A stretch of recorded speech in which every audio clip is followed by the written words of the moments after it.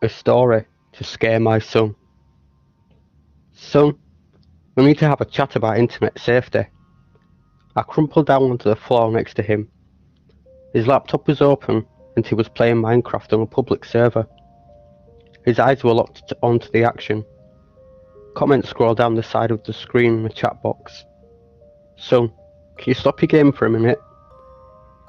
He exited the world, closed the laptop, and looked up at me. Dad, is this going to be another cheesy, scary story? What? I faked hurt feelings for a second, and then grinned at him. I thought you liked my cautionary tales.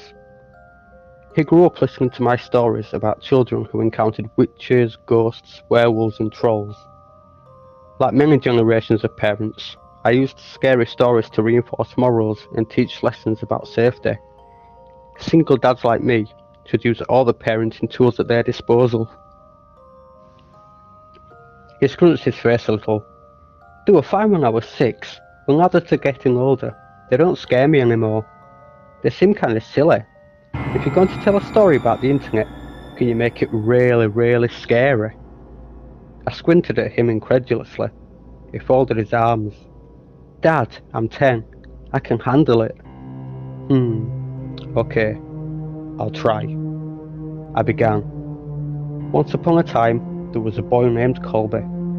His impression indicated that he wasn't impressed with the terror of the introduction. He sighed deeply and settled in for one of Dad's cheesy, scary stories.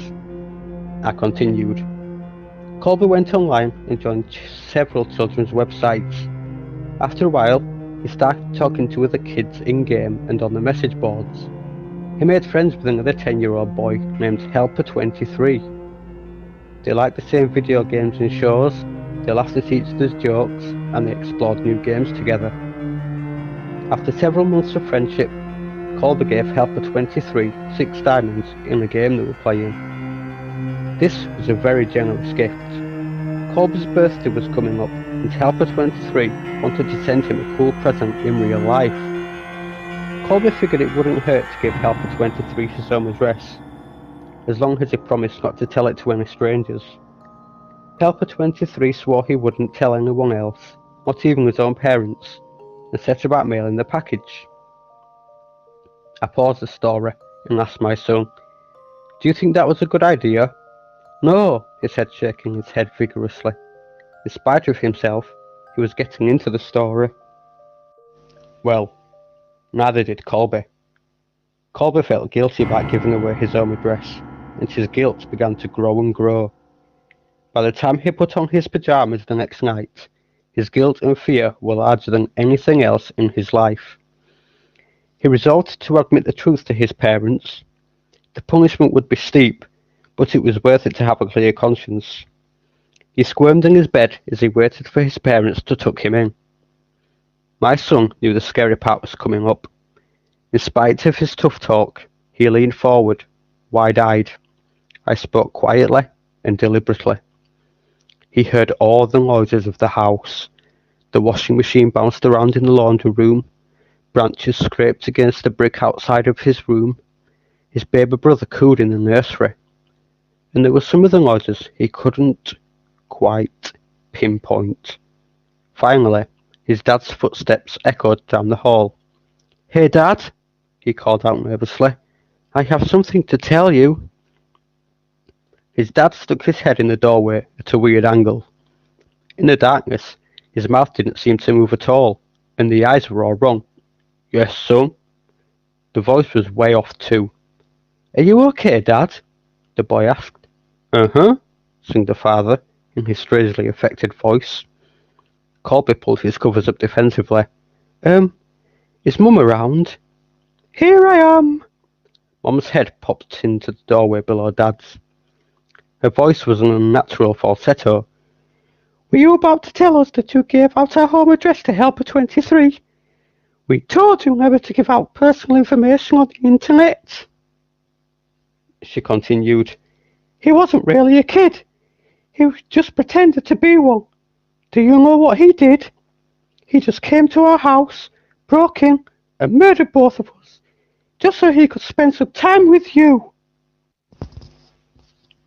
A fat man in a wet jacket emerged in the child's doorway, holding the two severed heads. Colby shrieked and gasped as the man dropped the heads on the ground, unsheathed his knife, and moved into the room to work on the boy. My son screamed too. He twisted his hands defensively over his face, but we were just getting started with the story. After several hours, the boy was almost dead, and his screams had become whimpers. The killer heard the wailing of a baby from another room and removed his knife from Colby. This was a special treat. He had never murdered a baby before and was excited about the prospect. Helper 23 left Colby to die and followed the cries through the house like a homing beacon. In the nursery, he walked to the crib, picked the baby up and held it in his arms. He moved towards the changing table to get a better look, but as he held the baby, the crying died down.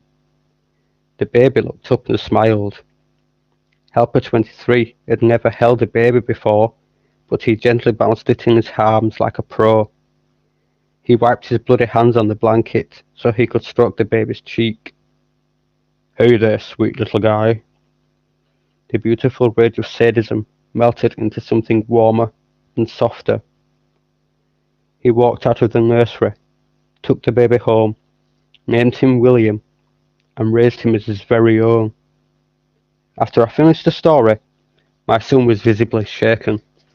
Between ragged staccato breaths, he stammered, "But Dad, my name's William." I gave him a classic dad wink and tousled his hair. "Of course it is, son."